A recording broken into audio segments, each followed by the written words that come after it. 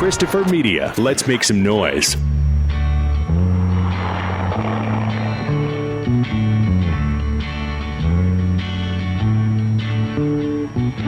Step on it, eat it. Don't let people rub you the wrong way. Do it yourself today with Stimulator.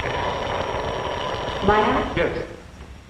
Oh, would you bring the camera in for a close-up? This is just too delicious, girl.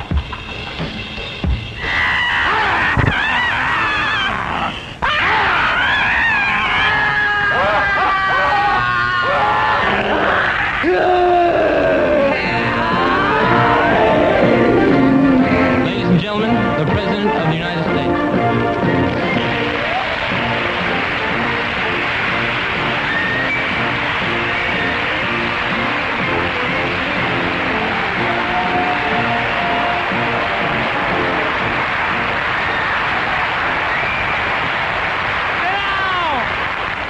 Be a computer program. Be a computer program. Be a computer program. Be a computer program. Be a computer program. Be a computer programmer.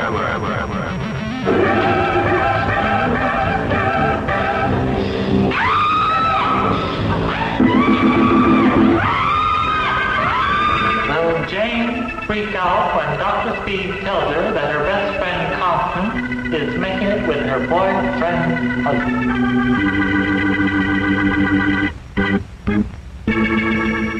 Because you know there is no vacation from God. He's there all the time. For every time it rains, pain is from heaven. Toe, knee, elbow, ear, hair conditioning. If I can't eat it, I don't like it.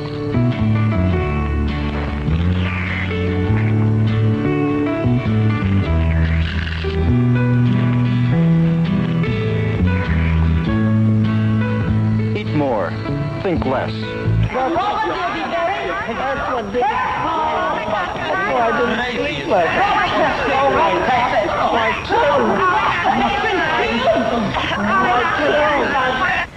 Body odor. Body odor. Smell me. What are you going to do? You've heard of religion. Heard of religion? You heard of purity and cleanliness that the God brings to earth? Well, I'm bringing it home to you from the wars. Because I've learned about purity under fire. Ah, purity under fire. Purify the nation. Purify the plantation. Purify the slaves. Purify our true love. Is your house too clean? Did you know that if your house is too clean, it may cause dangerous virus to grow? Use dirt.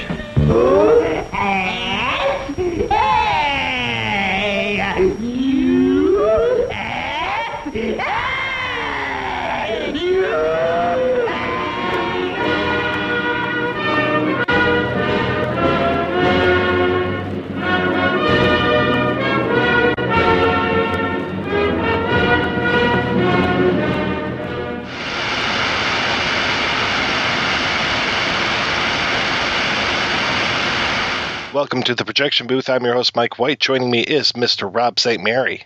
This brand was rated X by an all-white jury. Maudit May concludes this week with our look at Brand X. It's a rather unusual film, to say the least, which seems to skewer television tropes and politics of the time. Directed by Win Chamberlain, the film is set squarely in 1970 and stars an unusual mix of actors from Taylor Mead to Abbie-Hoffman to Candy Darling and more. The film got some solid reviews when it came out and then just kind of disappeared for a while. Now it is back with a vengeance. Rob, I'm very curious, what did you think of Brand X? It's interesting to watch because there are elements of it that I see in other places, in other films, and I'll talk about that later. It is definitely of its era. I think that if you were a counterculture type in the late 60s, early 70s, this probably would have been one of those hip films you would have saw and would have been like, right on, man, because of that cast of, two that you listed there being Andy Warhol superstars. So if you were a fan of what Warhol was doing in his pictures, and also Abbie-Hoffman. I mean, come on, being Abbie-Hoffman. So he also being in there, it definitely plays into the zeitgeist of that era. And I think that it's satire for now seems a tad dated, but I think if you understand the politics and the time, it's quite good. I'm not sure if I understand the politics of the time enough. I felt I should be laughing here maybe, but I'm not quite sure at times. And then other times I was like, okay, yeah, I get this. So sometimes I don't feel like I'm hip enough to understand everything that's going on in the film. It almost seems like there's not deliberate jokes or punchlines so much. I mean, the one that I thought of when I was watching it, and obviously it's a different context, is Putney Swope, when we talk about, odd commercials and things like that, and sort of a satire of advertising. I don't feel that there's like direct jokes. Like, I think Bob Downey is much more like trying to hit you in the ribs at times and get you to laugh. I think here it's just about throwing a bunch of stuff at the wall and images together that to the director seem to make points more than laughs, at least to my mind. The one thing that comes to mind that is a joke that has the setup and the punchline and everything is completely subverted in the film. Like the guy who comes in and just like shows up and tells the rape joke. Well, there's this old maid that comes running up to this policeman on the street, and she says, well, I was just raped. I was just attacked. He tore off all my clothes, and he made mad, passionate love to me. So the officer says to her, but madam, just when did all this happen? But that ain't the end yet. Thank you, Alta. Thank you. You'll get your vermouth later. Well, anyway, so the policeman says to her, well, madam, just when did all this happen? So she says, well, it was 23 years ago this September. It says, policeman says, 23 years ago? You mean you don't expect me to arrest someone for something he did 23 years ago, do you? So the woman says, well, I don't want you to arrest anybody. I just like to talk about it, that's all. The woman behind him laughing at the wrong time and him being completely flustered trying to tell this joke and it just going over absolutely like a lead balloon. It's just like, okay, yeah, this was terrible. And the rest of it, it's kind of anti-humor. It is very anti-humor. And yeah, you're right. The rest of it just feels like I know it was written, but so much of it feels like it was kind of seat of your pants. I mean, I'm pretty sure that some of the stuff, especially Taylor Mead, just was not written. That was just like Taylor go kind of thing. Like his sermon at the very end of the film, just like, wow, I'm sure that was just completely seat of his pants. And that's what you do with a guy like that, is just kind of let him go and see what happens. And so much of this film feels like that kind of anarchic spirit. And I think also another layer, and I know this won't be on the final film, hopefully, if anybody gets to watch it since it's going to be re-released, is the screener copy that you sent me has burned across the image in the middle of the screen, not for commercial use, which to me like adds an extra level. It's almost like one more bit that comments on the whole thing. So, and in a lot of ways, I sort of feel like that. I don't think the film is very commercial, but I do think that it's kind of a museum piece and making a statement. And then to add not for commercial use on top of the image just sort of throws an extra comment on top of the whole thing. Especially when there are mock commercials during the middle of the film. Like every once in a while they'll do a commercial break, and it's like, all right, it feels very like you're watching television really late at night, and this is kind of like the weirdness that might have been going on at the time. I mean, obviously not this weird, but just it has that kind of like channel flipping thing going on, and there are times where you're kind of cross-cutting between a few different things that are going on at the same time, and it's just like it feels like you're flipping channels back and forth, back when you actually used to have to turn the knob kind of thing. But it's it has that kind of flavor of the time capsuleness of what might have been going on over the airwaves at the time. I mean, I guess there's a narrative. At times it really doesn't feel like a narrative. It feels more like an assembly. There are scenes and shows that play out, and then, as you said, there's sort of these intercuts of ads and I guess maybe PSAs or something like that. There's some that are obvious products. There's some that don't seem to be products. And the only sort of through line really is Taylor Mead, who shows up in, I guess, various forms, from sort of an exercise host to, at the end, almost like a politician or something, or a businessman. Yeah, he's there as a politician at one point, a host of a show. He's there as a preacher. He's there as a nurse. I mean, really, this movie really revolves around him, but there are a few other characters that will show up here and there. I mean, like there's the overweight woman who's there with all the bodybuilders, and she's there in the Civil War kind of skit that is going on, and Frank-Cavestani, who we'll hear from later on, he's there quite often. I think the movie almost begins with him.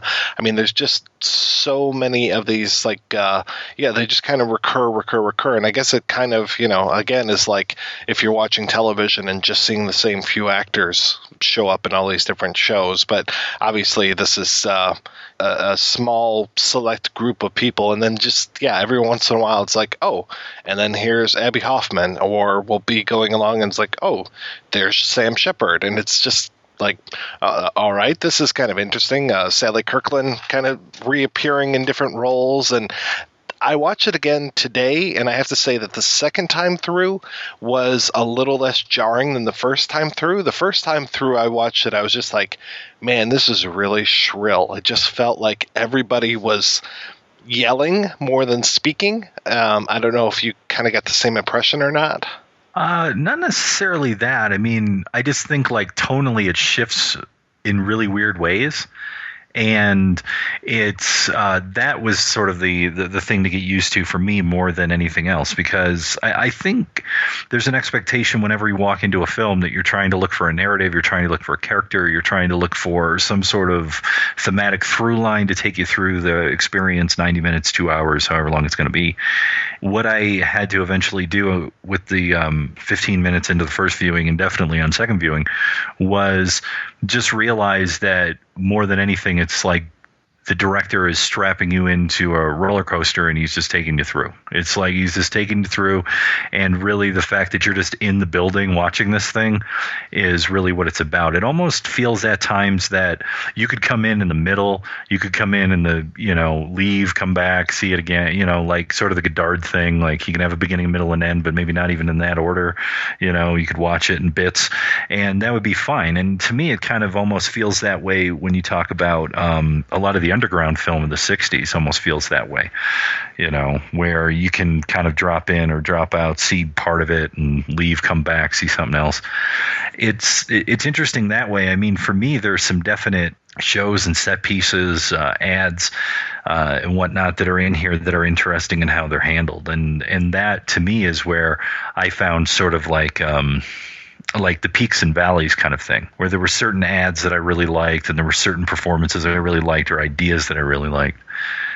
For example, like there's this dirt ad that keeps showing up, and this body odor ad that keeps showing up.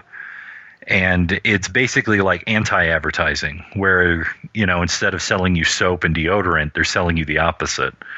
And then the other one I thought that was funny, because we often talk about overconsumption, the problems of overconsumption at times. And there's this one where there's this couple, and I think she's topless and like covered in food, and the guy's there, and they're just like eating all of this stuff. And it almost seems like this bizarre Adam and Eve kind of in the Garden of Eden.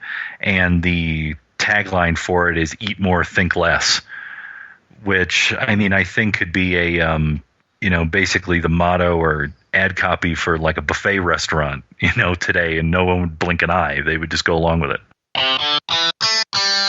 The boys talk thing's kind of funny. Like, he talked about that a little bit with the lady with the bodybuilders. There's a lot in here where, and I don't even think it's necessary to have quote unquote actors, in the film, but these are obvious, weightlifters. And at times you kind of get the feeling they're like, okay, well, where's this? Like, what does she want me to do? Like, what am I supposed to do here?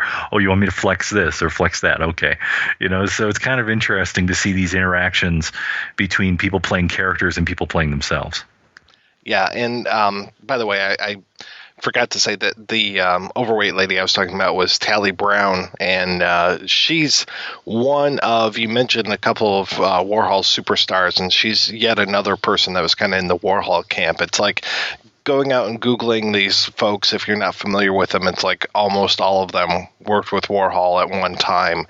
And we'll hear kind of the a little bit of the rivalry between Chamberlain and Warhol when we talk to Sam Chamberlain's Wynn's son in a little bit here. But this is such a time capsule of all of these actors and people that just like, where did they come from? Why are they doing this? And it's just fascinating more than anything for me, just in that respect. I mean, when I heard about this movie years and years ago, this was one of those like, gosh, I don't even remember where I heard about it first, but it like kind of went to the top of my I'm looking for this list, just because of the absolutely bizarre list of characters, list of actors. I mean, to have Sam-Shepard and Abbie-Hoffman in the same movie together, to have Candy Darling and Taylor Mead, obviously there's the Warhol connection and everything, but just the more it went on, the more it was just like, wow, this is a really interesting sounding film,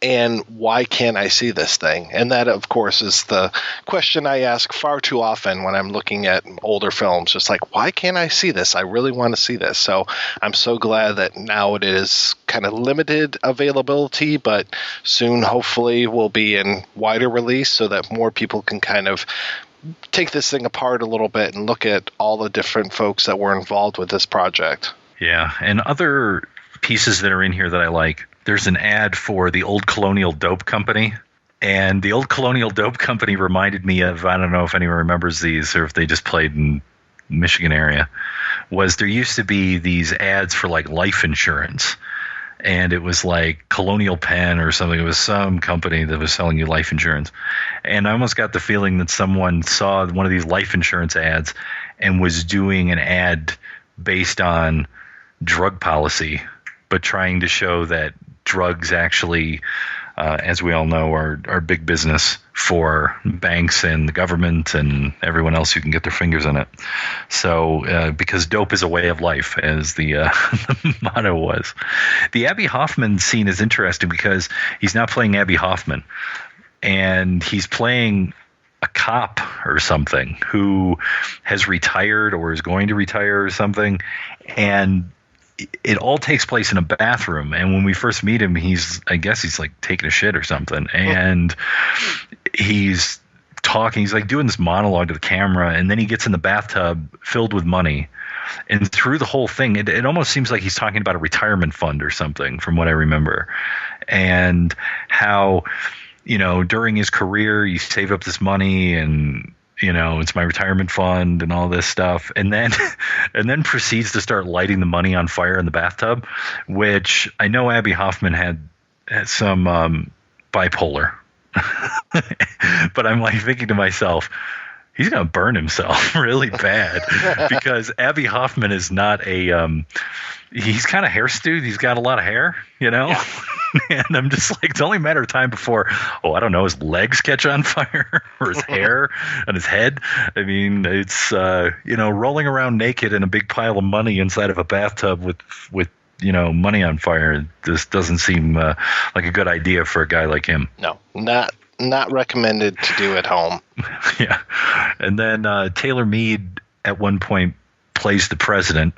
And there's like the State of the Union address, which is more like a press conference with people in the audience asking questions and whatnot, and it sort of, the way it's staged, it sort of shows the ineptitude of the president, and it's actually the people behind the president that are more important than the guy up front.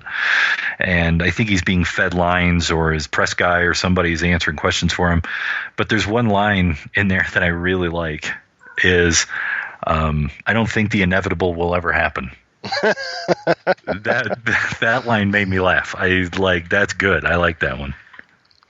Taylor Mead, such an interesting guy. It was kind of hard to look at him sometimes just because he's kind of got that droopy eye going on. And I was just like, oh, man. He is kind of weird looking. I mean, the only thing that I can kind of say is that he reminds me of this comic who was around, I think, in the 80s and 90s, Emo Phillips, for some reason. Like, he reminds me of like a more grandfatherly, older version. You know, he doesn't quite have the same vocal affect, but he just has this sort of like droopy presence, as you were talking about.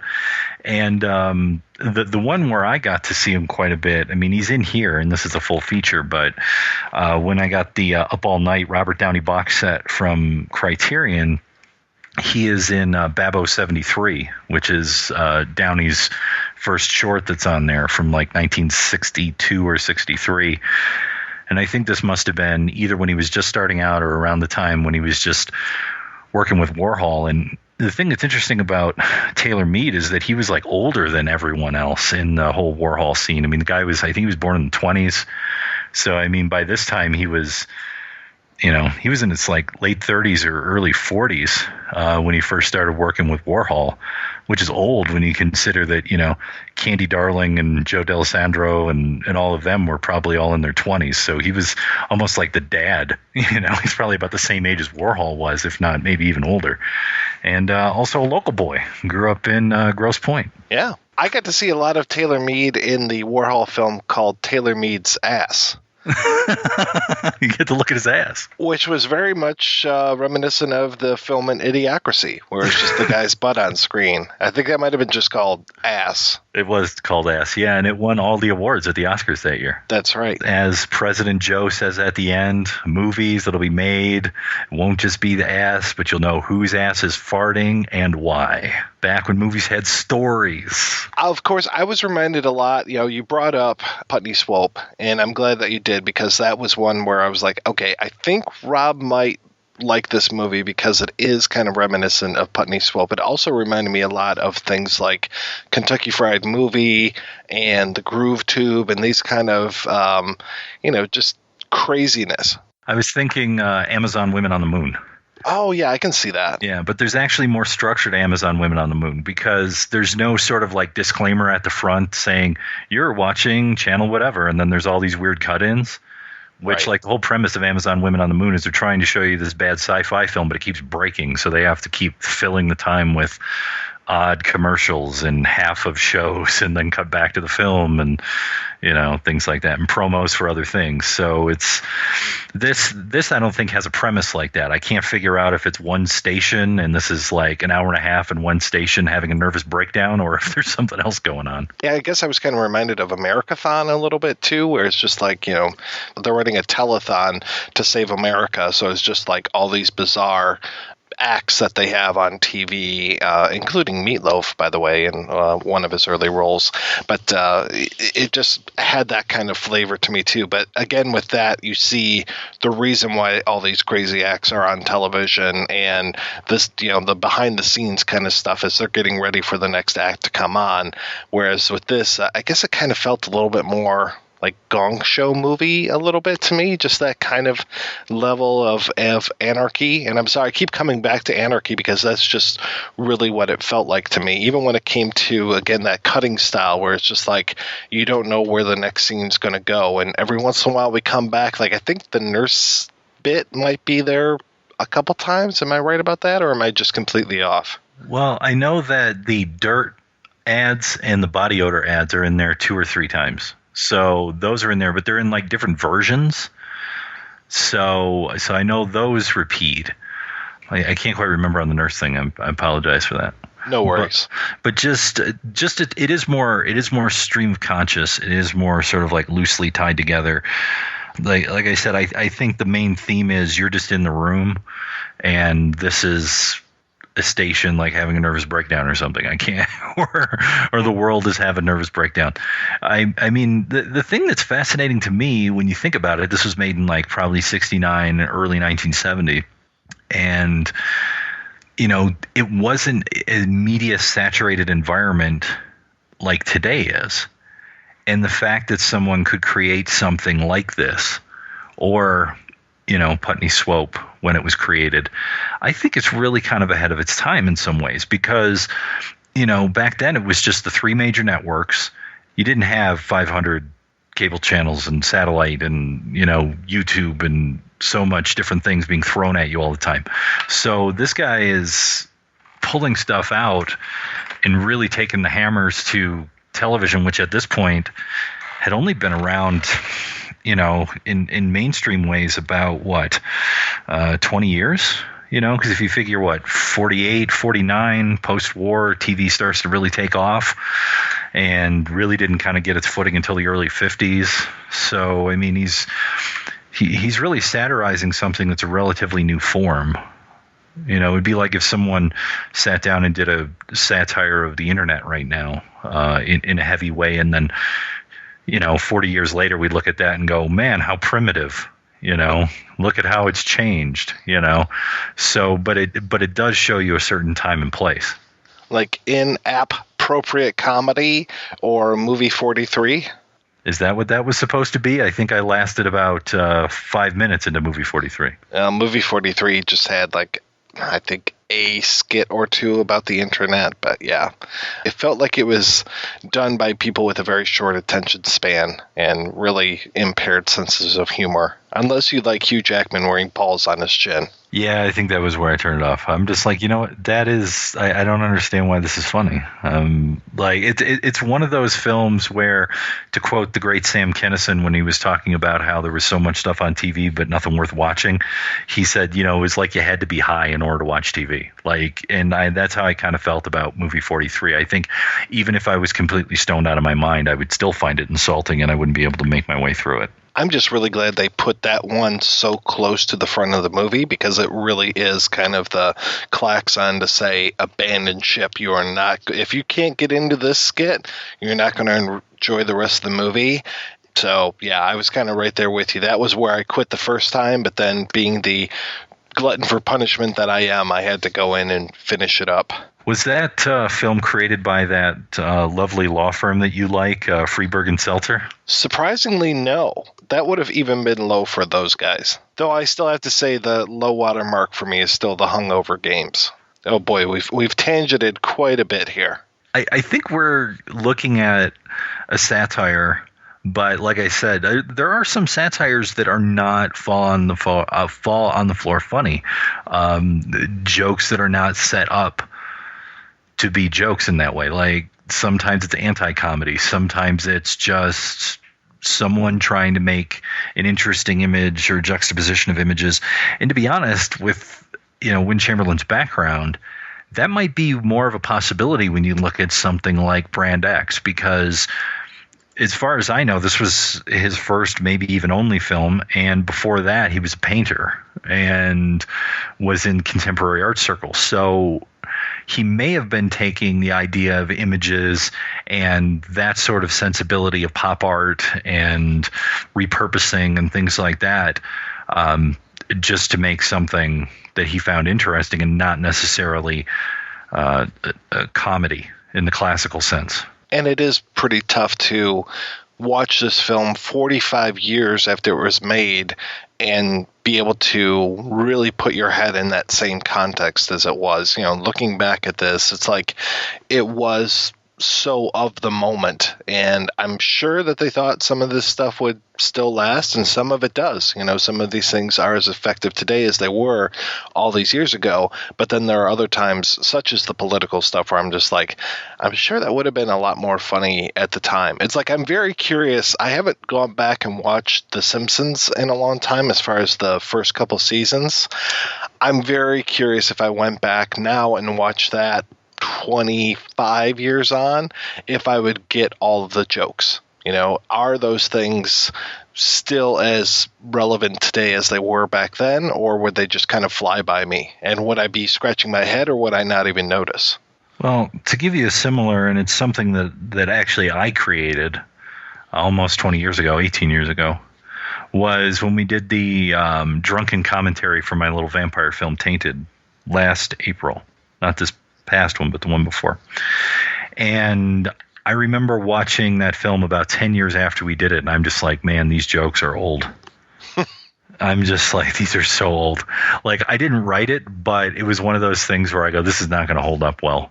I'm like, it's not holding up well right now. So that's one of the things. It's hard when you want to do something that is of its era, when you want to say something about the time that you live in, that, you know, sometimes you need a guide. Sometimes you need, you know what might actually kind of work for this film a little bit would be, and this is going to be an odd comparison.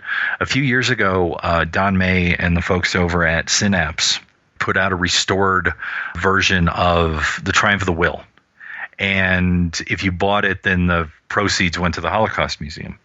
But I remember on there, they had a commentary track with a professor, and they also had a subtitle track that told you who people were and what particular things you were looking at. And this, I think, helped in watching it because, you know, yeah, it's a Nazi rally and there's Hitler giving a speech and you can, you know, read it, the subtitles and all that stuff. But to understand the context of what you're looking at, like, why is this rally 1935? Who is that person in the audience? What are they talking about beyond what you can infer from what they're talking about? But there's actually things that they're referencing that you're not going to get because you're not a German in 1935. So to have that subtitle track, to have that commentary that you can turn on and watch it, I thought was invaluable because it added so much more to the film and made it much more than just a curiosity piece to look at it from the example of, well, this is a great, in quotes, piece of cinema in terms of how it was structured from a director-editor standpoint. We talk about Riefenstahl, and then also a historical document because obviously who's in it. It was interesting to have that, and I think it may be good to have that option with something like this where you could have someone who can kind of go, okay, based on the script, based on the things that they were putting together, this is what they're trying to reference in case you don't know that, or this is who this person is, or this is a satire of this idea or this thing that happened at the time. And I think that could be a great addition to expanding your knowledge and understanding of what he was trying to get at in the film. Well, you know, it's like I always say, every movie would be better if it was done by pop-up video.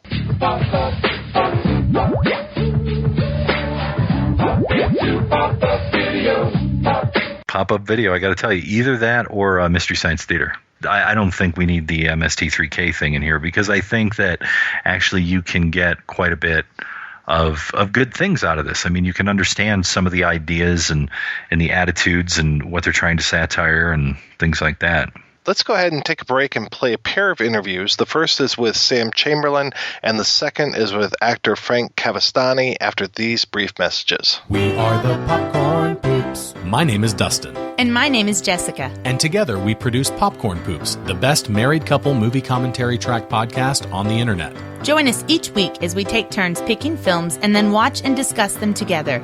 If you're at home or with a computer or device, you can sync up the movie and watch it right along with us. However, you don't have to sync up the film to enjoy the show. Feel free to tune in like you would to any other podcast. Please visit us on the internet at www.popcornpoops.com. Again, that's www.popcornpoops.com. Here at Single Simulcast, we often think about our listeners.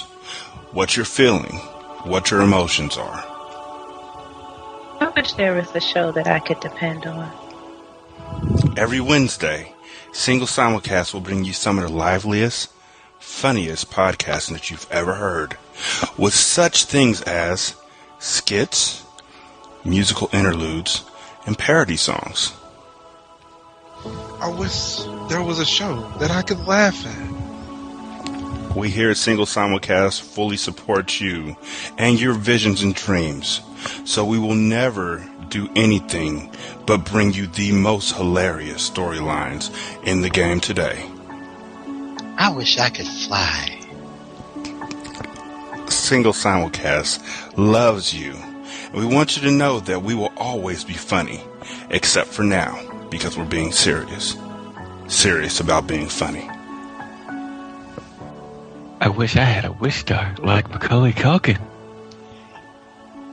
That's Single Simulcast on iTunes, Stitcher, Zune, and at www.singlesimulcast.com. Single Simulcast. If you don't know by now, then you're probably slipping.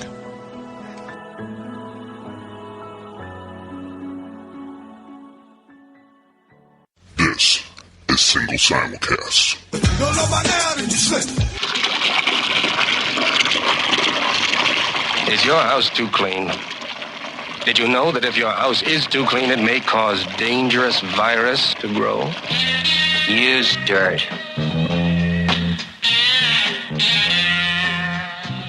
Dirt is the only thing that can cause bacteria to grow. Dirt really works.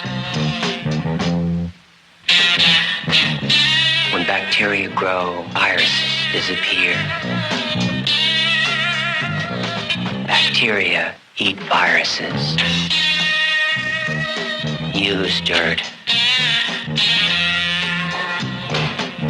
My name is Sam Chamberlain. I am an artist, and I also do other things with technology, mainly to do with websites. And I'm the son of Wynn Chamberlain, who was the maker of Brand X, and also a fairly well-known artist in the 50s and 60s in New York, and then later in his life also a writer of note.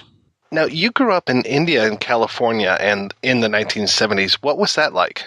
What happened is me and my sister, I have a twin sister, and we were born in New York City in 1968. But my first memory, actually, in my life is of India. I have no previous memories of New York. So, in a way, I sometimes consider myself Indian. And how we came to be in New York is our parents were getting a bit fed up with New York towards the end of the 60s. There was a lot of problems in New York, and a lot of people were getting arrested, and there was a lot of violence, and they kind of felt that the dream had soured. I'm sure you've probably heard that before. And I think it was either Allen Ginsberg or someone called Robert Fraser, who you may have heard of. There was a book written on him recently called Groovy Bob. He was a big kind of art person in the 60s, more in London. And they said to my mother and father, hey, you should go to India. It's groovy. Why don't you come check it out? And so off they went, kind of on a holiday to India, a kind of what was planned to be an extended holiday, and then they basically stayed for 5 years. There was a whole range of experiences. When we first were there, we were kind of hanging out with a lot of other Westerners who were living in India and checking out the various things that they were doing, and we visited some ashrams. At one point for a while, we lived in what used to be a viceroy's palace in Bangalore, which had about 35 rooms and some inherited servants. It was kind of like a palace, and it was, I think, $100 a year was the rent. Then later on, my father got quite interested in Hindu spirituality and we ended up living with some gurus, to the point where at one point we were living in a mud hut, basically with a kind of, shall we say, sorcerer out in the middle of the jungle in a place nobody's ever heard of. We also lived in a small village in South India for several years, where we were the only foreigners there for many years. Yeah, that was all very, very interesting, as you can imagine.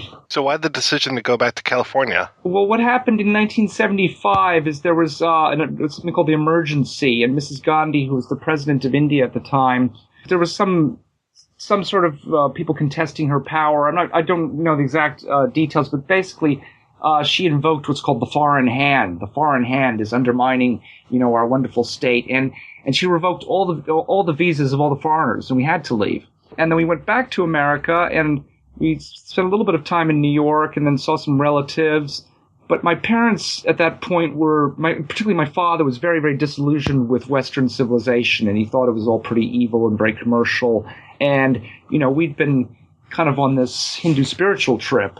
So we decided to go to California, and we got this property with a group of other people and formed a land partnership. And it was a kind of back to the land, almost like a hippie commune, but a little bit more business-like than a hippie commune. But it was kind of like a bunch of freaks living out in the forest with no electricity. And at one point, I think we were there for about 6 months at least. We lived in a tent, I remember. And then we kind of built our own house. We did build our own house.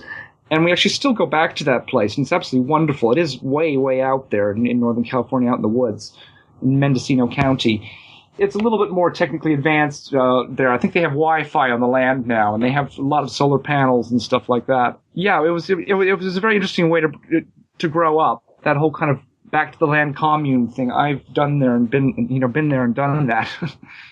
It must make it a little tough to have to relate to people that live the quote-unquote normal childhood, living in the suburbs, that kind of stuff. It does a bit occasionally. I mean, then at a certain point, I think when we were about 13 or 14, my father's father died, and we inherited a little bit of money, and we made a family decision that we wanted to go to school. I think it was kind of my sister partly. It was like, well, why aren't we going to school?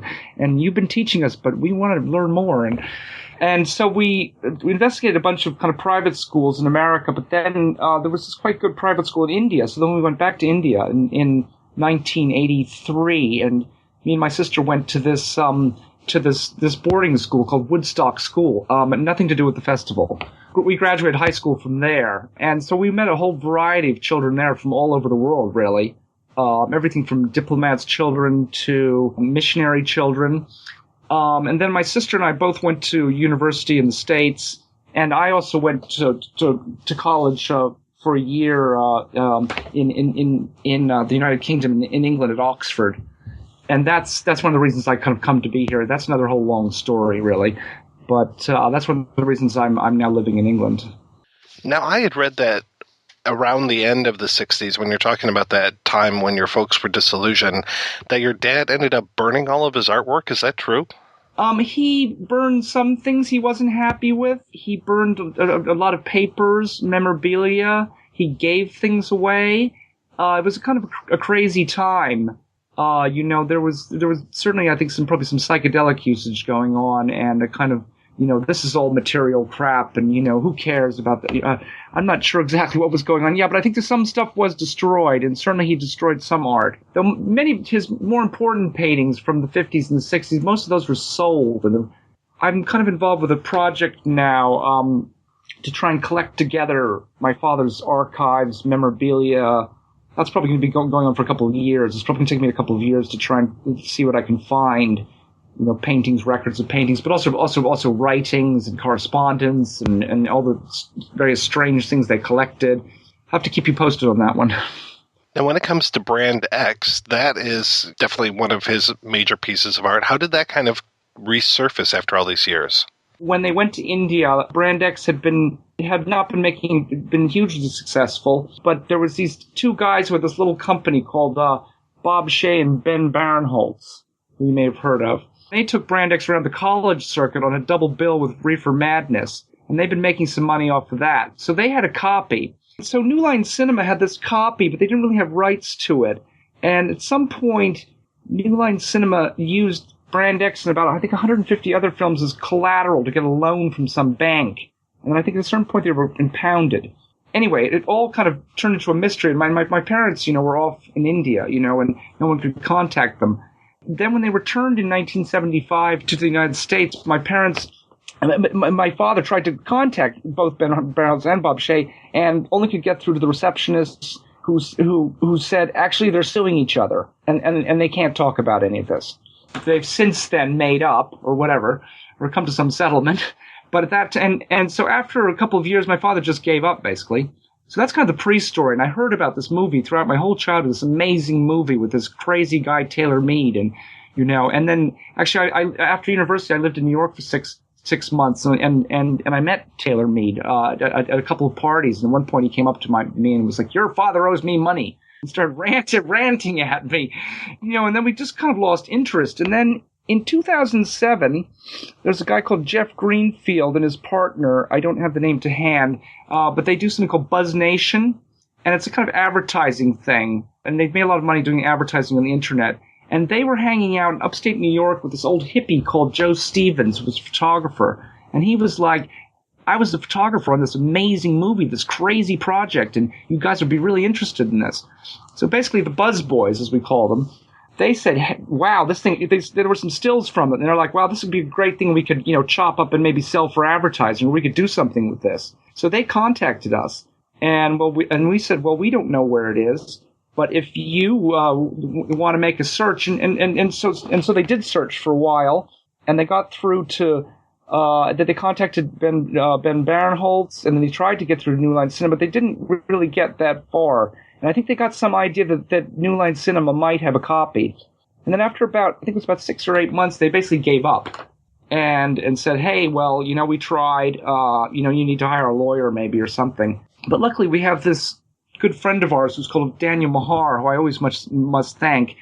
He's a corporate lawyer, actually, but just a dear old family friend. And he basically approached New Line Cinema and just charmed all the receptionists for months and chatted to them about how their life was going. And I think he even sent them flowers and chocolates. And finally, one of them got through to Bob Shea. And Bob Shea was like, oh, that's Win Chamberlain's film. Oh, you should send it to him. And then we got this box with these reels in it. I think first we got one box, then a bit later we got a second box, with these reels. And that's how we got our hands on it.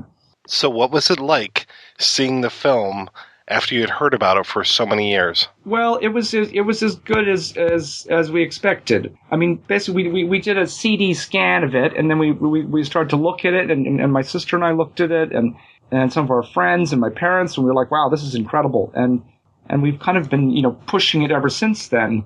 Well, so then what happened next is well, at one point we were going to do a documentary involving the film and the characters around the making of the film and various weird stories associated with the film. But that project, it folded basically. We didn't get past the contract stage. So then we were like, well, maybe we should try exhibiting it, see if anybody's interested. We approached the New Museum, and we said, and my father was quite paranoid about sending it to anybody. So we basically had to try and promote this thing without sending it to anybody. And the New Museum, the curator there, I'm sorry, I don't have his name to hand. He said, you know what? I'll organize a screening at the New Museum, sight unseen. And so we had this great screening, packed screening. We got some great press at the New York Times. And then since then, I've been doing various exhibitions. There's a screening at the Harvard Film Archive, at the Hammer Museum in Los Angeles, at various film festivals in Europe. And then our big one was we did a double screening at the Berlin International Film Festival back in 2012. And then we had a screening at the Tate Modern in Britain. That definitely generated some interest, and we got some more press. There was a big article in The Independent about it. There was an article about my parents and film in Italian Vogue. And then basically we found these people who were now interested in restoring it, which is kind of where we're at now, the Cineteca di Bologna. And we've basically finished an initial restoration, which I guess you've seen. When these screenings were happening, did some of the people that were in the film kind of come back for it and participate in the screenings? There were some interesting people at the screening. One person who came to the screening who wasn't really involved with the making of the film, basically the publisher of Grove Press, who broke the obscenity laws in America in the 60s. And I remember my father stood up and he said, here's the man who's given us freedom is here in the audience. And there were all sorts of other interesting characters from the 60s and people who were involved with the film. Most of the actors weren't available except for Taylor Mead. And Taylor Mead came in and he was grumbling, and I don't know how much you know about Taylor Mead, but he was still a great poet and performing all the time, up till the last days of his life. But he was very curmudgeonly, so he came in grumbling, and he was like, oh, that Win Chamberlain, that stupid film, and where's my money, and he's been ripping me off for... Sat down, he watched the movie, and he came out afterwards, and he was like, that's the best thing I've ever done, by far. And then we went and had this great kind of after party at this bar, and my father and him sat down and was like, they were old lovers who hadn't seen each other in 40 years, and they just had a wonderful time, and one telling all these stories, and Taylor saying, this is an incredible movie, and my father going, Taylor, you're a genius, And since then Taylor was involved. They did a Taylor Mead weekend at the Harvard Film Archive, and that's when they showed, and I got to hang out with him a bit there. And then this screening at the Tate Modern, and his niece and I got him over for that screening. And that was the last time I saw him before he passed away. It seems like he must have been quite a character. He certainly was. Well, I mean, you've seen him in the movie and maybe some other things by Andy Warhol, but also really, I think, quite a talented poet. My father really considers him as one of the great poets of the 20th century. Though in Taylor Mead's words, he said once, I think I did about 10% of what I could have done. He had a lot of fun, though. Yeah, he seems to be in, almost every scene, if not every scene. The film is partly a vehicle for him. Just to mention some of the other people, after the screening, my parents were staying with some friends and they did some private screenings, and a couple of other people. There's a frank-cavestani, who's one of the main people in the movie. He showed up, and also Ultraviolet, who's now also unfortunately passed away. And then they had some great kind of evenings with them, and they were all very supportive of the whole thing. So your dad's known as being an artist. He's later known for his writing. How did the film come about? Was that his medium at all, or what happened there? Not really. I'll give a little bit of prehistory. My father was a painter. There's lots of detail about my father's history as a painter. But basically, towards the mid-'60s, he kind of got bored of sitting in his studio and also interacting with rich collectors. And he was like, a lot of these people I don't like, and there's this whole kind of scene, there's this stuff happening here, as they were all saying in the 60s.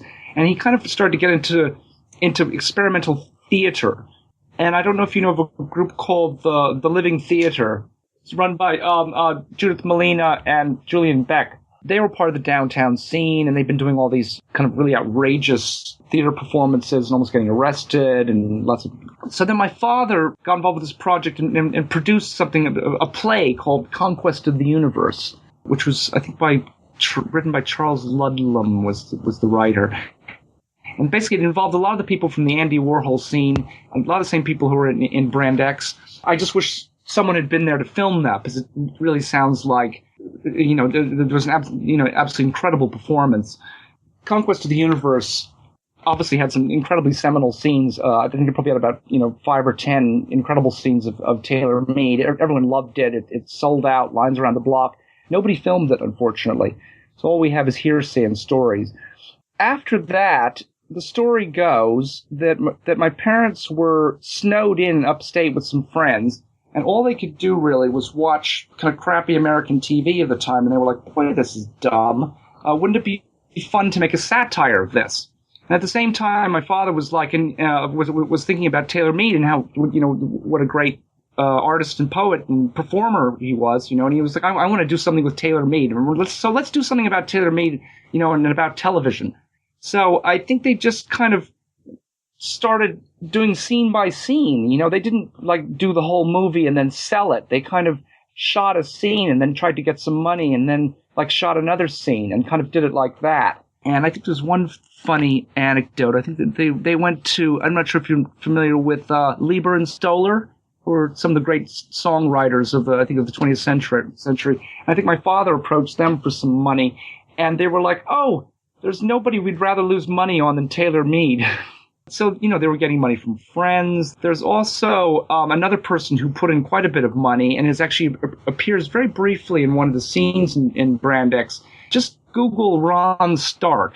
He was this kind of friendly doctor who was kind of handing out psychedelics to people. But we found out years later that he was some kind of weird triple agent who was kind of behind the Brotherhood of Eternal Love. Do you know about all this sort of stuff?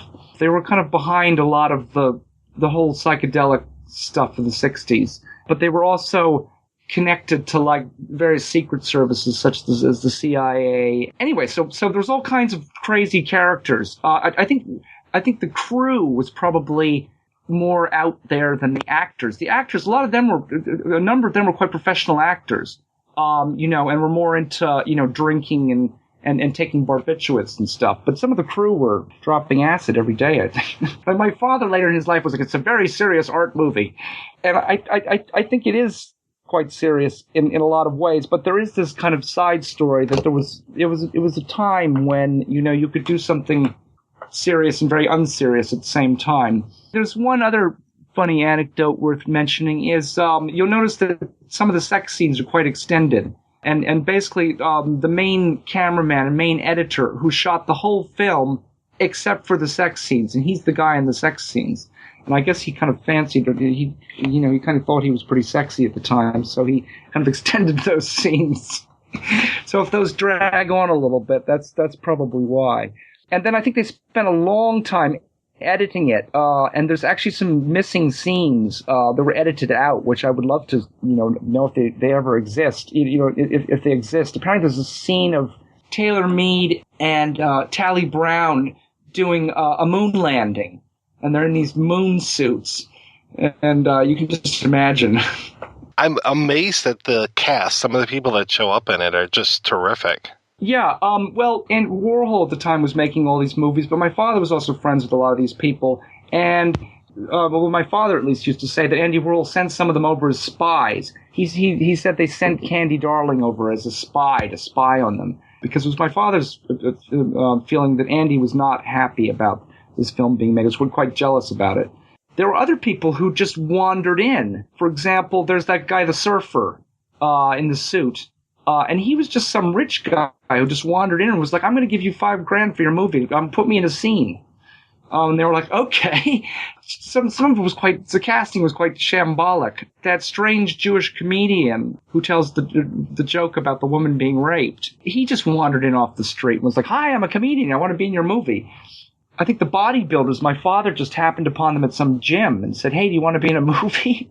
It was kind of, it was a lot less formal in those days, or it could be a lot less formal. It was a small scene. It's like all the painters, the poets, half of them were sleeping with each other. They all kind of knew each other. The main people, Tally Brown, frank-cavestani, Sally-Kirkland, they were quite professional actors, and they've been in lots of other stuff. And actually, Sally-Kirkland's been nominated for some Oscars and stuff. And as you may know, was married to Dennis Hopper for a long time, though I think they had a very bad breakup. So I think he was violent to her or something like that. Yeah, and then of course there's Taylor Mead, who was, I guess, kind of an actor, but he's kind of like, what did somebody say about him recently? They've called Taylor Mead the Shirley Temple of the New York Underground. And he has almost a kind of Chaplin-esque quality to him as well sometimes. He really was a kind of a one-of-a-kind.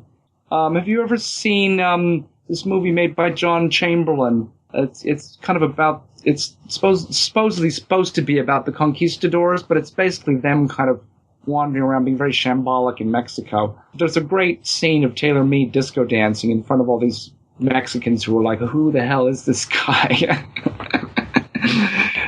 There's a good scene from Lonesome Cowboy by Andy Warhol also, with Taylor Mead and Joe D'Alessandro having this great kind of boogie down, which is worth checking out. I think it's on YouTube. When the film was initially released, what was kind of the reaction to it?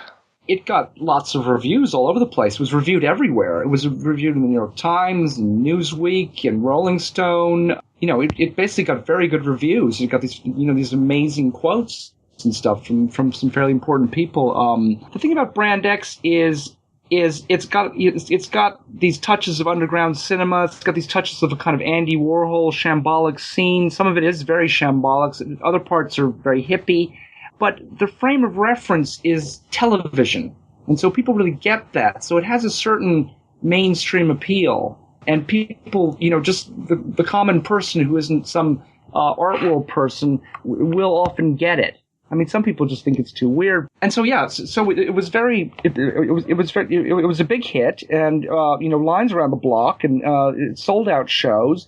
And then the plan was to launch all over the country. And then they were going to launch in Boston. And there's this term apparently that was around that time called Banned in Boston. And they were hoping that basically they would show it in Boston, which was quite a prudish city at the time, and then it would get banned, and then you'd get tons of press. Right around that time, my father started getting calls from all these people at MGM saying, we love your film, we want to take it big time worldwide, but we want to reshoot some scenes and maybe take out some of the actors. And my father was having discussions with him. He wasn't very happy about this, but he agreed to kind of delay the momentum of the film after that, then that kind of killed the momentum of the film a bit. As I said, Ben Barenholtz and Bob Shea took it around the country, and then my father then tried to get a hold of these people like a month later, and suddenly they didn't exist. These people he'd been chatting with to do this big deal with MGM. And my father really thinks that this was a government plot, was basically someone from the Nixon administration coming in and using his contacts in the film industry to try and kill the film. And there is some possibility that there's probably some truth to that. It certainly could be possible. You know, when you have a movie which is really, really badly taking the piss out of, the president and the president's wife, so you can understand why he, aside from all the nudity and sex and homosexuality and everything else that's in there, When the film has kind of resurfaced now and is playing all these different places, what's been the reaction now? We've been getting a great reaction, I mean, we've been where we've had the best reaction is the kind of art world, underground queer cinema world. Those people absolutely love it, and in the art world they absolutely love it. That's why we've had write-ups in Italian Vogue and Art Forum, all these exhibitions at museums. We've had less mainstream interest so far, but we haven't really re-released it yet. It really hasn't gone on the market yet. It does potentially have some mainstream appeal. I mean, I don't think it's going to be like some modern Hollywood movie and hundreds of millions of people are going to see it. But it's certainly there's a significant audience for it of hundreds of thousands or possibly even millions, as opposed to, for example, an Andy Warhol film, which has an audience of about maybe 10,000 people, because they're just so out there and so avant-garde. Yeah, it kind of remains to be seen what happens next. Yeah, it seems like it is kind of the predecessor of a lot of things like a Kentucky Fried Movie, a Group Tube, these kind of things, but with a more of a political edge to it, obviously very much a product of its time. I think it definitely may have influenced stuff like that, because those people who went on to do things like for example, Saturday Night Live, a lot of those people were young, hipsters around on the scene and teenagers, and they very well may have been influenced by that, and probably other people like Monty Python. I think is something that, for example, was not influenced by Brand X. It's almost kind of like this, when two things happen that are similar at the same time. I think it was definitely influential. And also, my father has said that he thinks that Hair was the kind of more commercial version of Brand X. Because yes, Brand X is quite radical in some parts, certainly. So you've mentioned a little bit about the plans for the film. Where are you going next with it? Well, basically what we've done is we've done a restoration with the Cineteca to Bologna. They've licensed various rights. They're hoping to release it and sell it. We'll probably have to do we'll probably do the festival circuit first and see where the interest is. There's one thing, I don't want to talk too much about it, but basically there's a possibility that there may be a negative available that's been in storage, and I'm looking into that, and it's a very long and delayed process. But if there was a negative, we could do a much better restoration. We might redo the restoration. And this is one of the causes for the reason we've kind of delayed things a bit, because we basically relaunched the restoration at the Cinema Retrovato festival that the Cineteca di Bologna does every year, which is their kind of restored movies festival. And that's where we kind of did the premiere, and then we've had a couple of screenings since then, but we haven't really pushed it yet, because basically my father, before he died, he was like, well, if you can get this negative, you should really try and get that. So that's what I'm working on at the moment. Yeah, tell me about some of the efforts that you're doing to kind of preserve your father's memory aside from Brand X. Well, that's another project I've started. There are some people who are interested in maybe doing some things with some museums, with some institutions. Again, I don't want to go into too much detail because there's no done deals yet. But basically what I'm doing now is I'm trying to collect all the stuff. I don't know if you knew, but my parents lived in Morocco, in Marrakesh, for many, many years. And I've taken stuff from there. There's stuff in New York. There's stuff in California. I kind of need to pull it all together and look through it all. There's all kinds of stuff. There's film reels with no label on them. We don't know what's on them. There's sketches by artists from the 60s. There's strange letters. There's naked pictures of Allen Ginsberg. Things just it needs to be collected together and cataloged, and then yeah, I'm hoping to use these things to to position give my father a place in history. That's kind of my objective. And then maybe do some exhibitions and various books. I don't know. It's probably going to take a number of years. I'm sure while you were growing up, you heard your folks talking about this movie, and then you finally get to see it and everything. But still, what are some of the surprises that have kind of come out since then, as far as things that you found out about the making of the movie or the reactions to the film, or just because I imagine that seeing the movie had to be such a different experience than hearing the film and finally being able to kind of put names to faces, this kind of stuff. I'm interested, of course, because I've got to go to all the screenings, and I'm always screening it to people, so I have seen it many, many, many, many, many times. I never really get bored of it. There are a couple of scenes I get bored of it. There's some scenes which they're really like almost nothing else I've seen. There's one quality which is evident in a couple of scenes where they have these kind of mistakes that happen. And I think this is something that the kind of unplanned but planned mistakes. And I think this was something that was big in theater and art at the time. And get like that scene where Ultraviolet falls down, and Taylor, he turns to the camera and he's like, you can't, you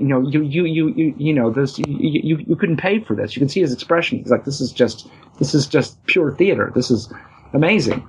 There's a couple of scenes I could, that first scene, the exercise show, or of course the last scene, that sermon. I'll tell you a little bit about the making of the sermon. I mean, basically Taylor Mead was a big fan of Quaaludes, and was taking a lot of Quaaludes during the making of that film, as is sometimes evident in some of the scenes. My father wrote basically all the dialogue, pretty much all the dialogue for the whole movie, except for Taylor Mead's bits, which he basically improvised on the spot, often just in one take.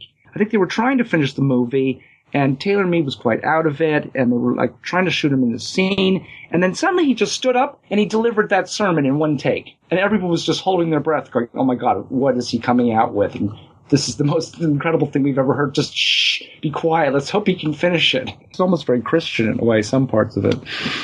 Is there a way that folks can kind of help out with the restoration? I mean, do you have any kind of like a Kickstarter, Indiegogo, GoFundMe, those kind of things? Well, I did a little project to raise some money to pay for some costs around this search for this negative. There may be further costs, and I'll keep you posted. Let's put it that way. I think we'll probably be looking for all sorts of different sources of funding, trying to chase up various kind of rich people who might be interested in alternative culture, writing grants, approaching institutions. It's kind of part of this. I kind of need to gather a lot of the things together of my father's, and then also see if this negative is available, and then I'll proceed with that. Is there a good way to kind of keep up with these screenings or any of the stuff that's going on with the film?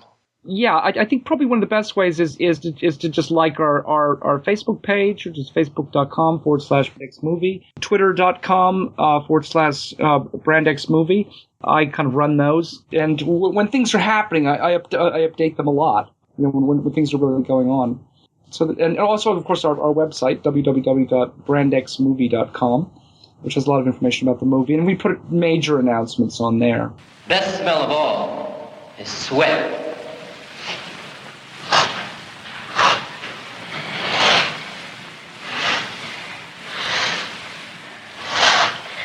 Body odor.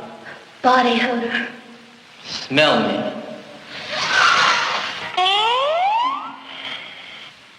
You stink. How did you get involved with Brand X? Oh, I was in a play written by Murray Mednick at the St. John's or something. I think it was Episcopal Church. They had a theater. Sam-Shepard was in it, and famous people like that. And I did a play there, and someone came and saw me. Wynn Chamberlain came backstage and said, I'm doing a movie. I'd like you to be in it. Started that way. Now, was this your first movie role? No, I had been on television and everything already. I went to the American Academy of Dramatic Arts, and when I got out, I toured in believe it or not, a passion play. But then I did a television show with, I did a play with Shirley Winters and ended up starring in it. Because Robert Walker Jr. broke his leg, believe it or not, like an old-fashioned Hollywood story, and I took over for him, playing opposite Shirley. I got an agent. The agent got me co-starring in a television show called The Defenders, and I did another one, Coronet Blue, so, and some other television work and films, and then I got drafted. And when I came back is the one I did Brand X. I came back from Vietnam in 69. I think Brand X came out in 70 or something like that. What was kind of the atmosphere like for you working in New York City as a working actor at that time? Oh, it's great. I used to stay up late and watch people go to work in the morning. My friends I lived with a guy named Bruce Scott when I was working actor there. He was a singer who used to go to the Improv all the time and hang out with Richard Pryor and all those guys. It was a lot of fun, actually. And Bonnie Bedelia and Candy Culkin and the other Culkins, I used to hang out with them. Culkin's father, he was hanging around then, too. We had a lot of time. We used to hang out in a place called The Scene, where, in fact, I met the Beatles there one night. They came in, everyone except, I think it was Ringo, Paul, George, but I don't think John wasn't with them. I don't know, it was a lot of fun. I did off-Broadway plays and stuff like that, and I worked with the Actors Studio on some stuff. What was it like being in Brand X? Well, Brand X was really interesting because we all started living together in Wynn's loft. It was a time of free love, and every Sunday we used to go to Central Park, a whole group of us, and hang out and smoke pot and take acid, and it was groovy days and dance. And I had different girlfriends that would stay with us or not stay with us. It was a communal atmosphere. We're experimenting with everything. It was quite interesting. And we'd get up and we had an editing room there, or at least a editing table. We'd edit the film and go plan the shoot. And John Harnish was the cinematographer, and I wrote some scenes with Wynn and stuff, and then acted in them. So it was quite good. And we were rich hippies because, well, in that summer we had the Jacob Astor Estate house on the Hudson River, and Sally Chamberlain's house was being rented out to Steve Paul and the Johnny Winter Band. So we used to go over there and swim too. So it wasn't like we weren't poor hippies; we were rich hippies. The cast of Brand X is absolutely amazing, seeing just such a diverse group of actors, but all kind of, just starting out right around the same time. It's amazing. Yeah, well, when I first ran into Taylor, I became friends with Viva and Ultraviolet and Nick Douglas, who made a film called Tantra, who was friendly with the Stones. He actually brought me to the Stones concert with the Stones. Nick did. That was an amazing night. We went out to see them at the Plaza Hotel, and he just went in and said, "Oh, the Stones here?" And the guy said, "No, they're doing a show." It's an afternoon show, I think. It was the week of Thanksgiving, I think it was, what's the 70s, something like that, or 69. 70, I guess. I'm not sure. I have the dates at home. We went and had a hamburger or a beer or something. Came back and the Stones were just getting out of the limo, and they said, "Nick Douglas, what are you doing here? Come on upstairs." Next thing I know, we were upstairs in their room and hanging out with them. And then when it came time for the show, they said, "Get one of the limos and come into the show with us," which was quite interesting. Was this right around the time that you were starting to work on Operation Last Patrol as well? No, that came later. I left Wynn and Sally, moved in with Laura Weisborg, soon to be Laura Cronenberg and Laura Cavestani, and fell in love with her, chased her to Europe, married her, came back, and lived in the Chelsea Hotel. Catherine Leroy showed up, who was one of the primo photographers from the Vietnam War, had the cover of Life magazine, had photographed the NBA behind enemy lines for the first time, and had the cover of Life with that too, besides the other photos she had of the medic at Way. She said, "Oh, you must do this film with me." I said, "Why?" Because you're the perfect person, and I know you can do it. I know you can do it. So I put it together, and we made the film. Had you known Ron Kovac before that? No, I didn't even know what the focus of the film should be, but I had done a lot of work with Mike Sandberg and TV. And one of the things I learned there was when you do a documentary, to focus on someone. Someone took a point of view or focus and stick with them so you begin to have a beginning, a middle, and end. When I got to California, there was this guy in an office of the VVAW zooming back and forth, and they were organizing this trip across the United States to protest the Vietnam War at the Republican Convention. I guess that was 72. I saw this dynamo in a wheelchair going from one side of the room to the other, answering phones, giving orders, and I said, I'm focusing on him. So that was how I met Ron. Catherine had a boyfriend, Tom, I forget his last name. She followed him for the most of the trip. And we switched off. I followed him sometimes, too. But we had two main characters. We were going to see what happened to them, whether they got arrested or... And Ron got into the convention center and actually confronted, I think Agnew was speaking. And then they used that footage of mine and the video freaks. They were inside the hall. They gave me that black and white footage. Oliver came to me years later and said, like 79, and he said he wanted to make the end of Born on the 4th of July my documentary. So I agreed to that, and then I worked on the film with him as an advisor and actor. You said you lived at the Chelsea Hotel for a while when you were in New York. Is that kind of where you got involved with Women in Revolt? I knew it. I used to hang out at Max's. Nicky Ruskin liked me. He liked me because I was a veteran. Well, some people. I used to have a charge account there, so I used to eat dinner there a lot and come in late, after midnight, and sit at the tables with Andy and people. And so I knew him. And, I was working with a guy named C.T. Louis, designing his video stuff and helping him stuff. Everybody was getting into Sony Porter packs then. I don't know if you remember that. A lot of people were going to the New York State Council on the Arts and getting grants, and I was two at the time, or soon after. So Andy wanted one. So I brought one to him, and so we bought it. And then I said, Andy, you never put me in the films. Put me in the films. He says, oh, you want to be in one of my movies? I said, sure. He said, sure, of course. So we came Women in Revolt. I played that small part in there, but it was quite dramatic. What's her name? Jackie Curtis. Jackie hit me in the head. She took my hat. I was playing construction orders, and she slammed it right into my head really hard. And I ended up chasing her down the street. The police came, and Andy and Paul Morrissey just split. They just left. And so the police confronted me, where was my permit? I said, what? I don't have a permit. What? And by that time, the cameras had run away. The police were confronting me about shooting this movie.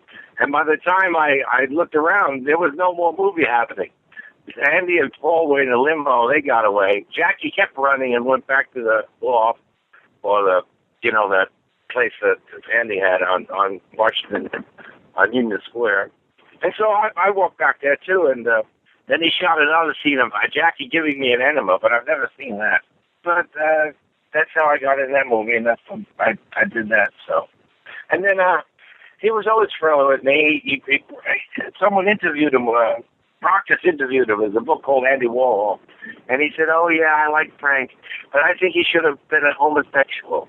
I've always felt that way. So, but I liked Andy. I used to talk to him on the phone, and I never, I thought he was swell. I saw him there's a picture of me kissing him on the cheek.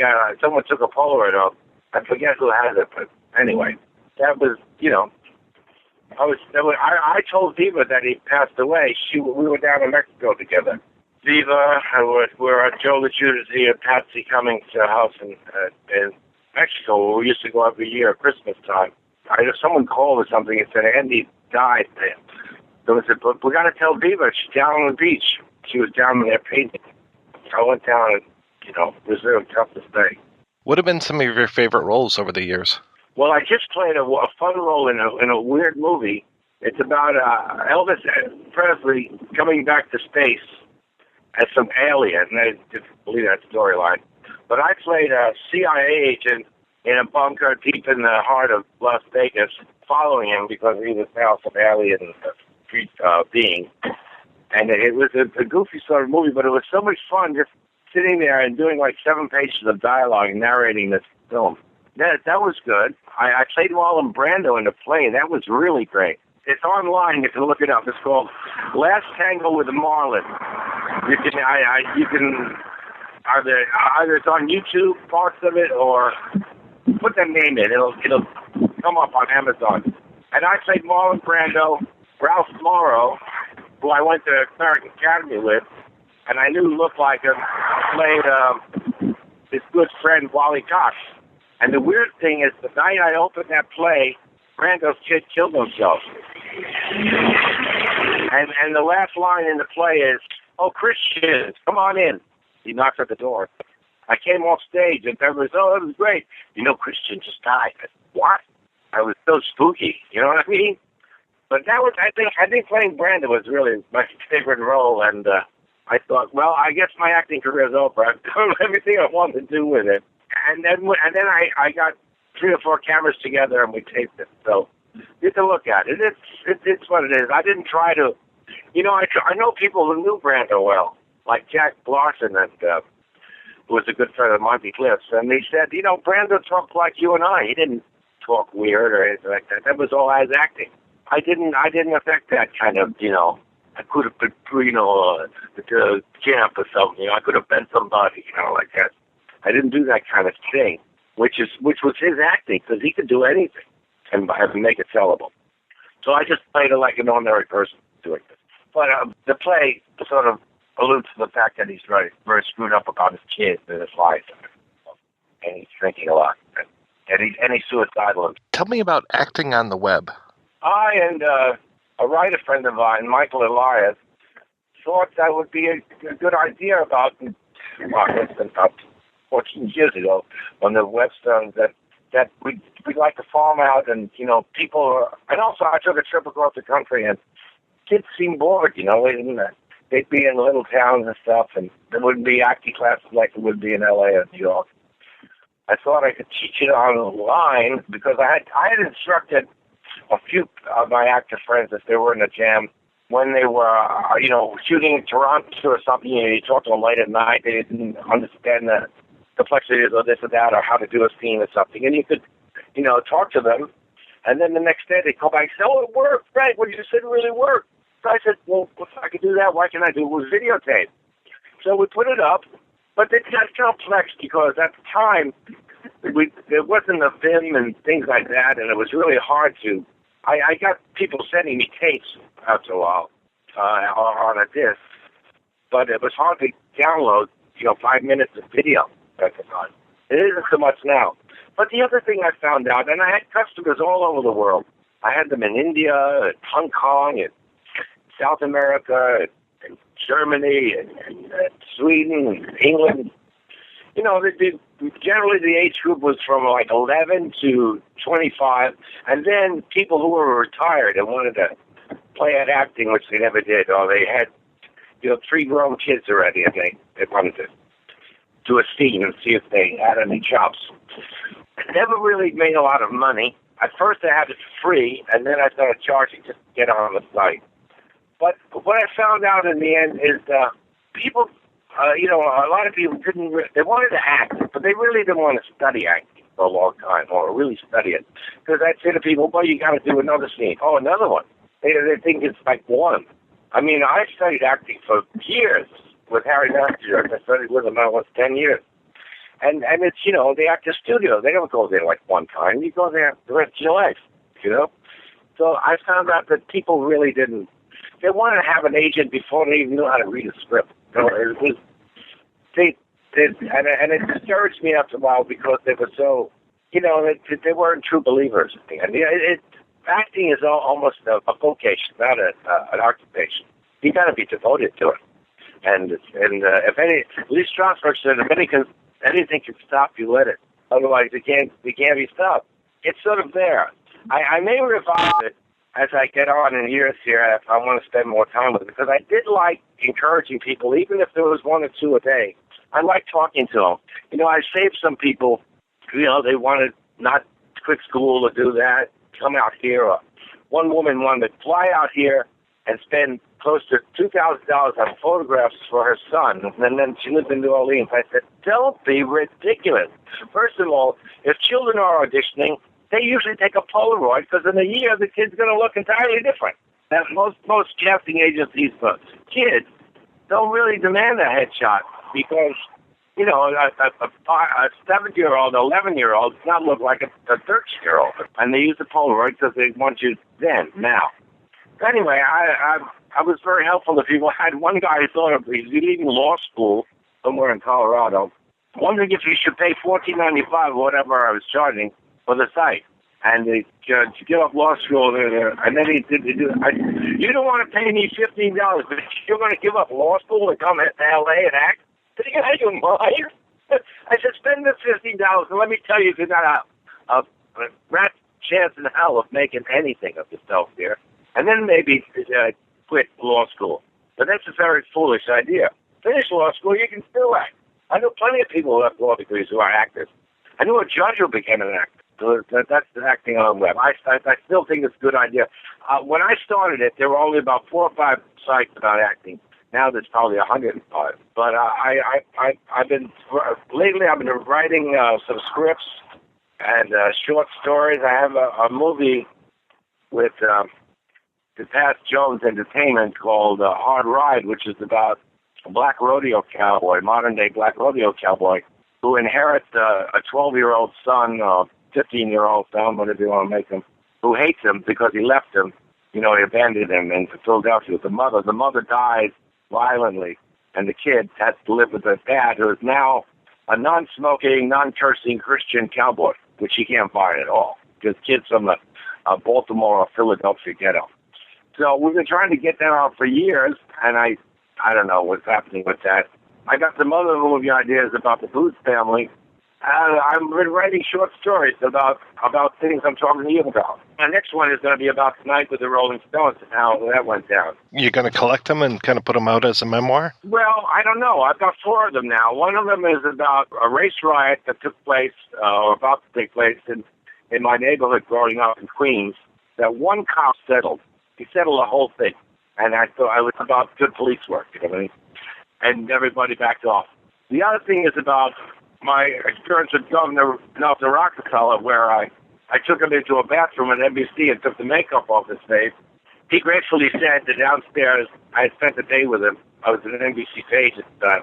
He gratefully said, you know what, jerk off. If this young Cavestani kid falls at any time, well, let's help him out. So it cuts about 8 years later. I'm trying to get a New York State Council on the Arts grant. They're snowing me. They're jerking me around this way, that way, you know, not calling me for the meetings. I'm not really a video on it, blah, blah, blah. So I write the governor a letter. Now I realize what some of the implications were, that I spent time in the bathroom with him as a young man. But I didn't think of it in those days like that. I thought you said you'd help me. I need your help. Well, man, they called me in. Russell Connors, who was giving out the grants, I felt bad for him. I don't know if he's still alive or not, but anyway, he was shaking. He was literally shaking. He called me in the back room at the New York State Council in the office. Frank, we didn't know you were personal friends with the governor. Of course you're going to get a grant. Yeah. And then we talked a little bit more, and then we went towards the door, and he looked at me and said, Frank, is everything okay? I thought he was going to cry. I felt so bad for him. I mean, he was a nervous wreck. You know what I mean? It's like someone jacked him up. And I thought I didn't want to do that because I like Russell. He was a decent guy. But they were just not considering me because they had all these other people to consider. And they had their own influences, one way or the other. And so, anyway, I started doing video at that time and had a show at Museum of Modern Art and of other places around the country as well. I'm actually going to go through my videotape collection now, and I'm transferring them over to digital, giving some of them to a place in Chicago called Media Burn. I got some stuff inside the World Trade Center while it was being built, where I asked a guy, "What's that wall for?" He said, "Well, that's a 12-foot wall," and I looked on the other side. He said, "The Hudson River." I said, "What if someone blew that up?" He said, "Well, this building, which was one of those towers that got blown up, would fall into the Hudson River."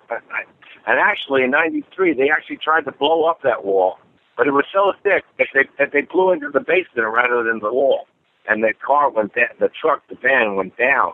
So I got that, and I got a play called All That Glitters with Candy Darling and Jackie Curtis, and in the audience is Andy Warhol, John Lennon, Yoko, and Ultraviolet. And so I got them on a nice piece of tape. So, and there's other things I have. I have a real Sundance with the Lakota Sioux and different things. I don't even remember half of it. And hopefully it'll all transfer. Because there's a guy here in Los Angeles, DC Video in Burbank, and they actually have to bake these tapes, heat them up, so they go, so they start sticking together. And some of them are not stable. But anyway, I'm going to do that this year. Now, I know Brand X was lost for a lot of years, and it kind of started making rounds again over the last couple. Have you had a chance to check out any of the screenings and see it again? Yeah, they screened it here, and I was there, and I spoke at that screening. I and Sally-Kirkland. I was on stage with Sally-Kirkland, and people asked questions, and I felt like a movie star for a day. And also, I thought, I was surprised how funny I was. It was the scene with that heavy girl, what's her name, Sally, or something like that. The heavy nurse scene where I chased her around the room or something like that, or she chased me, is hysterically funny. It's like Chaplin-esque. It's great. I didn't think I was that good. So I was very pleased with it. And, some of the other stuff, the stuff I did was pretending I'm Gino. That was, I actually knew a guy like that, and he ended up on The Sopranos as Paulie. That's how I was imitating. That's the name of that tune. I'm glad you asked me, because this reminds me of my life, without some of it, how it is. Hello, I'm Dr. Joshua Frank. I'm a chemist for Old Colonial, and I'd like to show you something. See this small tan-colored pile that looks like brown sugar? This is natural dope. The reason it is brown is that it has not been properly refined. Now, see this other pile? This is pure white dope. The dope that has taken Old Colonial almost 200 years to develop. Colonial has grown with America. It sailed with the clipper ship captains, and soon will be flying to the moon. Good dope is extremely difficult to make. It takes the know-how of trained specialists to bring you the real thing. Here at Old Colonial, dope is not just a product. It is a way of life.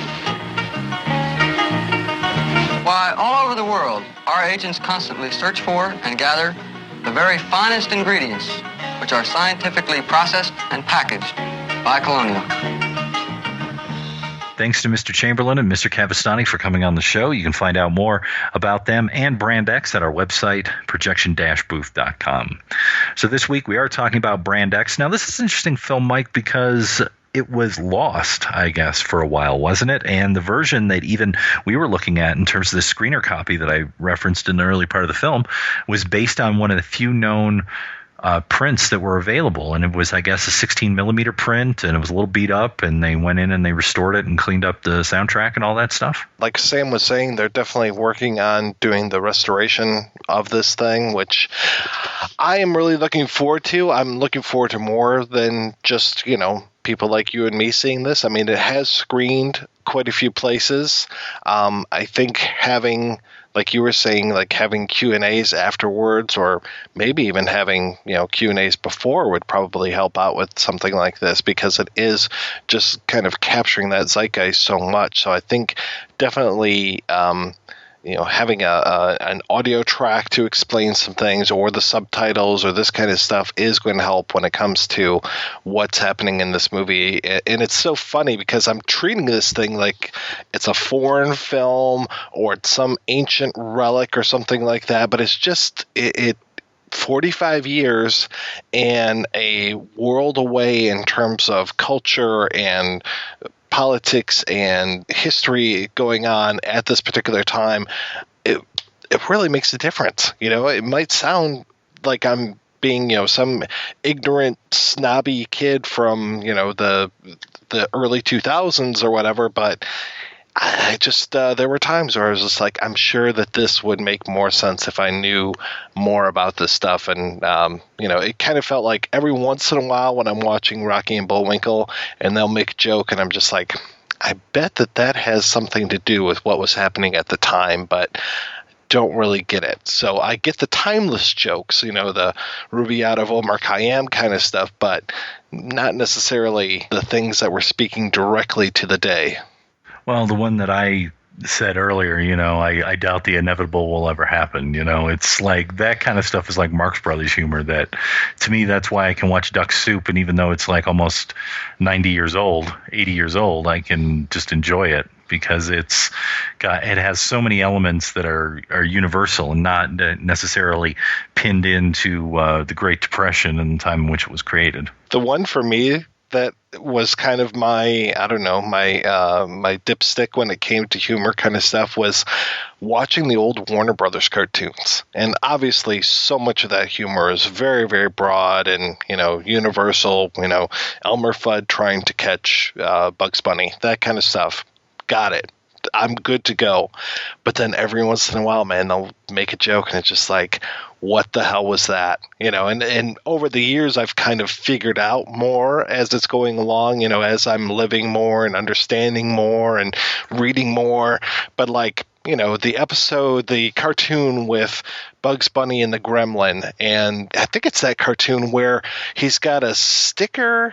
I can't remember if it's that one or not now, but there's a sticker in one of the windows and it says A, and then they switch it. So, the Gremlin or whoever switches it to like a D sticker. And I'm just like, for years and years, I had no idea what that meant. And then finally it's like, oh, that was like the gas rationing kind of stuff. Or there's another one where there's a guy who was Bob Hope's like sidekick, Jerry Kalana.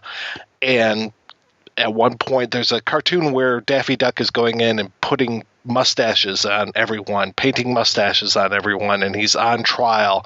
And the jury says that he's not guilty, and they look over, and it's 12 Jerry Kalanas, and they go, Ah, yes, not guilty. For 30, 40 years, I had no idea what that meant. And then finally, I read about Jerry Kalana, and it's like, okay, now it makes total sense. Now I know who this bug-eyed, mustachioed guy was. Yeah. Finally, I can catch up to a cartoon from 60 years ago. Well, there was a similar with that. I remember there was one, and I can't remember if it was Warner Brothers or not, but there was all these people of the day who were caricatured and they did impersonations of them, and they're interacting with the characters. And I'm just like, I don't even know who half these people are. Like, I know that's Bogart. I know that's the Marx Brothers. I'm like, I have no idea who that is. Like, it's the same thing. I mean, like, of its era and of its time, if you saw it when it came out, you're going to know, But I think even people who would watch this who, I think I hate doing this because it can make us sound a little snobby. But I think that people who are of our age and didn't have parents who were like tuned into the 60s like my dad was, So I knew who Abbie-Hoffman was. I knew who the Yippies were. I knew a lot of this stuff, So watching this, I go, oh, okay, I know who that is. And it's funny that Abbie-Hoffman's playing a cop, which is funny because of, Chicago 7 and the 68, Democratic Convention and all that stuff. I mean, that's funny to a certain extent. But if you have no idea who that is and why it's Abbie-Hoffman and why he's playing a cop, you're just going to be like, I just wasted 5 minutes of my life that I'm never getting back because I'm confused and I have no idea what that is. So I think if you're a little more attuned to that era, like I said, if you've read stuff or you've seen other things and you can pick up on stuff. But even, like I said, even I feel like I'm missing some things in here too. I know it's going to sound dumb, but I've always wanted somebody to write a very scholarly tome about the Warner Brothers cartoons and explain that kind of stuff, have those, to me, hidden jokes kind of explained, and more than anything, kind of talk about the behind the scenes of making these things, and like, I would love stuff like that. And I would love something like that about Brand X, where it just really kind of explains more of what we're seeing and those references and all that kind of stuff. Just because, yeah, like you, I knew who Abbie-Hoffman was, but I didn't really have that much of a tuned in mom when it came to this stuff. So it's like I'm finding out who Jerry Rubin and these guys and Abbie-Hoffman and, the lifting of the Pentagon through psychic powers and stuff when I'm in college. And, I'm supposed to be studying other stuff, but it's like going through the the used bookstores and seeing Steal This Book and all this stuff. It's like, okay, picking this stuff up because it looks interesting and trying to get my fill of the counterculture. And it's like I didn't necessarily have a class in counterculture at any point. Well, we can go back even a little further and pull up someone like Terry Jones of Monty Python. Mm-hmm. He's done documentaries, and I believe he's written a book on this where he's a Chaucer scholar. So the Canterbury Tales, he knows it well. And he says, there are jokes in there. He goes, the Canterbury Tales is hilarious. He goes, but the problem is that we don't know what the jokes are today. And I remember him, like, in an interview explaining why certain things were funny and would be funny to someone who's reading the Canterbury Tales when it first came out in, 1300s or something? And he's just like, we're not going to get that. He goes, because it's been 700 years and we don't know what that is, But he goes, if you were around in the 1300s, the 1400s, or whenever it came out, he's like, you'd be on the floor, So it's kind of the same thing. I don't think it's as bad where we watch it and go, there's no humor in this at all. I just think that it, you really need to come with it with some background in order to really get your fill of it. And at times, even I feel that way about a film that I love, and we've done on the show, Putney Swope. Because I could show Putney Swope to people and they would get the references to, just the absurdism of the situation, like the absurdist humor of the commercials, the absurdist nature of, the reversal of an all-white company with one token black guy to an all-black company with a token white guy. But they're not going to get all this stuff about black militants. They're not going to get the whole thing about the Arab who's in there, played by Antonio Fargas. They're not going to get like there's a lot of things in Putney Swope that are of their era as well.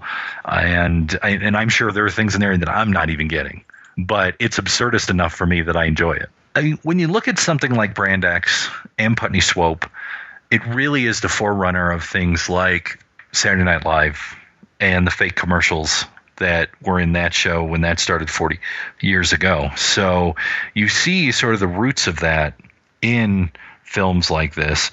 And I think from that aspect, it's interesting because you can sort of see how advertising and advertising satire sort of evolves. Because to me, advertising satire has always been interesting. As far back as I was a little kid, I mean, Mad Magazine or, I had friends, I was talking about this on Facebook recently, the Wacky Packs packages that Art Spiegelman drew back in the 60s and 70s. The idea of taking advertising culture, something that's so ubiquitous and in your face all the time, and twisting it and basically throwing the finger back at it has always been interesting to me. I've always had an interest in skewing the expectations of what we have around us. And I think that in a way you find that in here, like I said, with the body odor ad and the dirt ad being the reversals of soap and, deodorant ads and, all of that idea of inversion and subversion for trying to make a point, for trying to, get you to think about what people are throwing at you all the time. Yeah, I've always been fascinated by that too. And again, it's like seeing the wacky packages when I was a kid. It's like I got some of them, not necessarily all of them, but I can never look at a package of Old Spice without thinking of Old Spit. So turning those images and catchphrases and names of products on their heads are things that have stuck with me over the years. Things like the Rolling Stones selling out and doing hey you let go my ego, like those kind of things that they did on Saturday Night Live. It's like, okay, they last for me almost longer than the products. All right, we are going to take another break and play a preview for next week's show.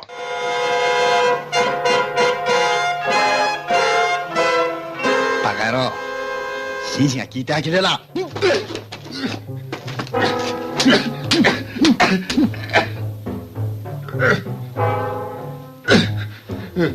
この子うちまで送ってくからね。車代もらってくよ。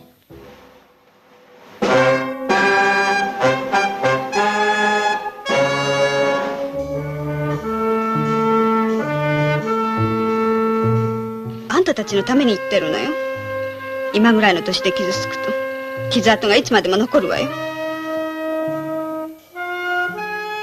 それは姉さんが思い切って行動しなかったからよ。破れないって自信あるの？あんたたち。余計なことは言わないでくれ。俺たちあんた方みたいにみっともないことにはならないよ。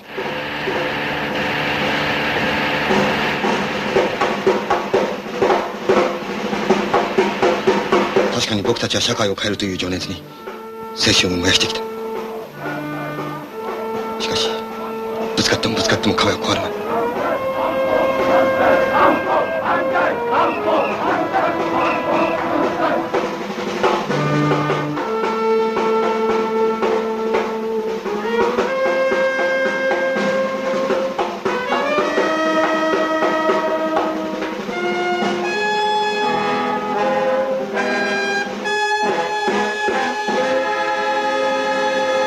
Did you get all that? Of course you did. It's Oshima's Cruel Story of Youth. We'll be discussing the film with Japanese New Wave expert and our guest co-host, Miguel Rodriguez, on the next episode of the Projection Booth. So we want to thank our guests who came on today to talk to us about Brand X, Sam Chamberlain and frank-cavestani, for coming by and talking to us about Brand X. Of course, you can go to projection-booth.com, find out all about this week's episode, links to where you can find out more about the film, and some of the other shows that we discussed as well, including Putty Swope and other sort of, I guess, media satires that we've done on the show, because I think we've done a couple of them, Mike. And I would also advise, if you're so inclined, to take this limited time offer and go to iTunes and give us, you know, maybe 4 stars. Maybe you can tack on a 5th one if possible, and give us a review. Let folks know. Share it through your social media that you're listening to the Projection Booth. And we also have the free app out there for basically any mobile device that you may have under the sun, any particular platform. So you can get all that when you go to iTunes. And please help spread the word, the great, good gospel of the Projection Booth. And, you know, remember, listen more, think less.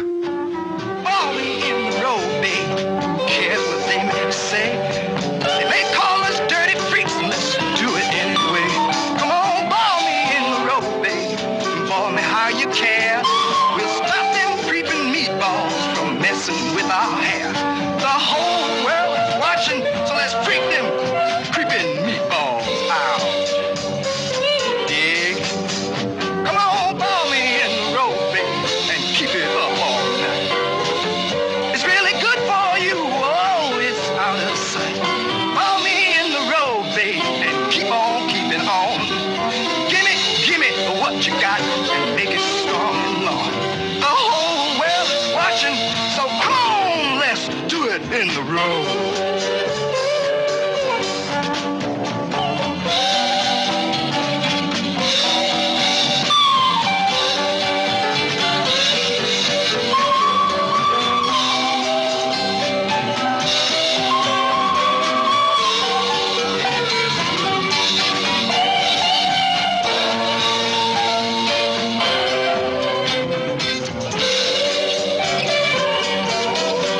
Come on, follow me in the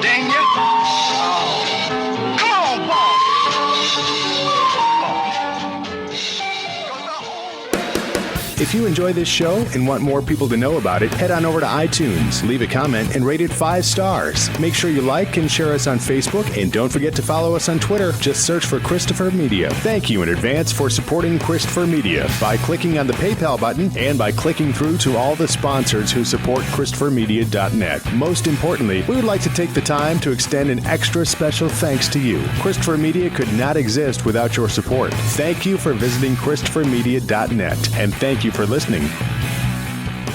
Christopher Media. Let's make some noise.